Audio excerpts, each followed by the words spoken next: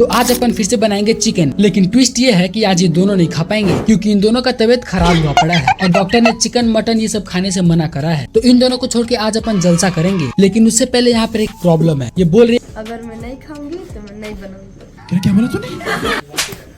तो एक झापड़ पड़ते ही इसका दिमाग और ये दोनों अपने जगह पे आ गए। खैर, तो सबसे पहले अपन रोते रोते प्याज काट लेते हैं और कढ़ाई गर्म हो जाने के बाद बहन तेल, खड़े मसाले, प्याज और थोड़ा सा नमक डाल के उसको भून देती है। अच्छे से भून जाने के बाद उसमें मिर्ची, जीरा, धनिया, हल्दी पाउडर और थोड़ा सा पानी डाल के उसको पकने के लिए छोड़ देते हैं। सारे मसाले अच्छे से पक जाने के बाद उसमें चिकन डाल के उसको अच्छे से मिक्स कर देते हैं। और जब तक इधर चिकन पक रहा था तब तक बहन उधर रोटियां भी पका लेती है। लेकिन पता है, अभी मैं इसको बहुत जोर से मारने वाला था क्योंकि अभी ये चिकन जलते जलते बचा है। खैर, तो अपना चिकन रेडी हो जाने के बाद मस्त मौज करते हैं।